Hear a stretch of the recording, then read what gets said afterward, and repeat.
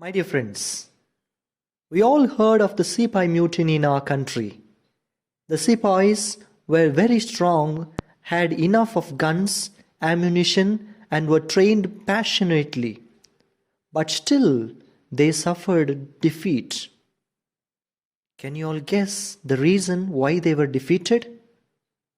Yes, it is because the leaders among them, instead of fighting along with them, only kept shouting from the safe position as "Fight on, brave lads and soldiers," and so on and so forth.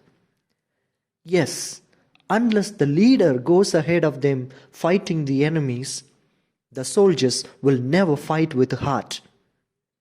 A leader is the one who knows the way, goes the way, and shows the way, says John Maxwell. Dear friends, as human beings, every one of us are called to be leaders in one way or the other, be it the leaders of the countries, leaders of the various religions, be it parents, teachers, elders, executives, and even the employees, students, and children in the families. We all of us exercise the role of leaders in certain ways. Most of us want to power over others. Therefore, this Sunday, I would like to reflect with you few insights on leadership. Unlike the Sepoy mutiny, we have Jesus to imitate in terms of leadership.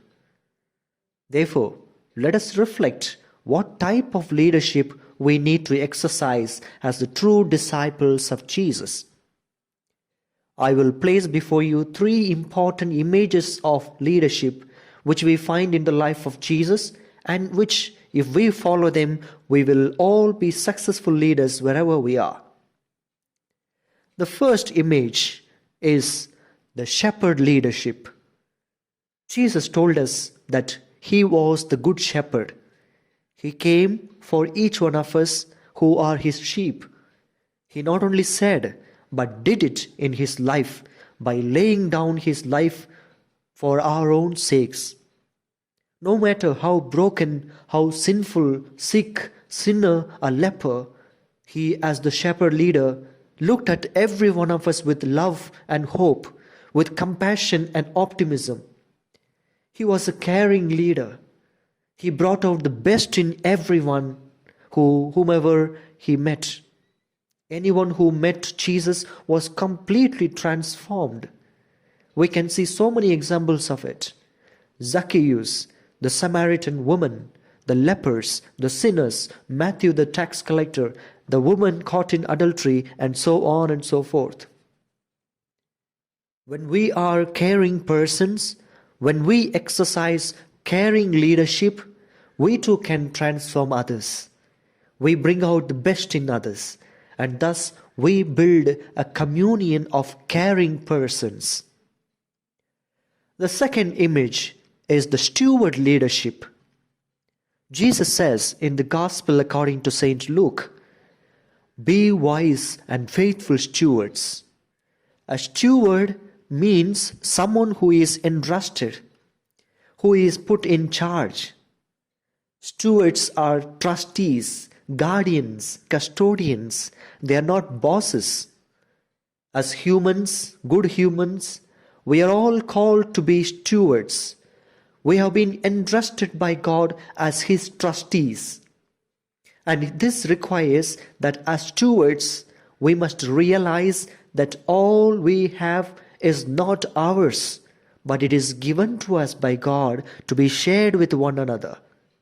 Therefore, we must share our time, our talents, our gifts, our concerns, the riches of God's word that have been entrusted to us.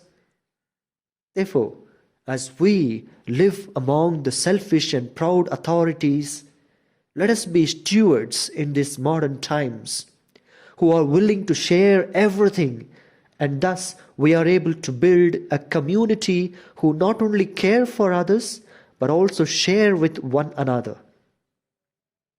The third kind of leadership is what Jesus speaks in today's Gospel. For even the Son of Man came not to be served, but to serve and to give his life as a ransom for many. It is the servant leadership. The quality of being a servant leader is humble, gentle, and simple in his ways, which we cannot find in today's world. St. Paul says, "Bear with one another's burdens." The servant leader is the one who is willing to reach out in humble service to others and carry the burdens of others. Just as the shepherd leader builds caring communion, just as the steward leader builds a sharing communion, so also a servant leader builds around him a bearing communion. My dear friends, if we strive to be good and exemplary leaders like Jesus as the good shepherd leader, a steward leader, and a servant leader, we'll all be sure to face hardships in our lives, so that through our hardships, problems, and failures of life, we can wake up the world and become exemplary people by caring for one another, sharing with one another, and bearing one another with love. If your actions inspire others to dream more, learn more, do more, and become more, you are a good leader, says John Adams. May God bless us in all our efforts, and may we build good human hearts with our leadership.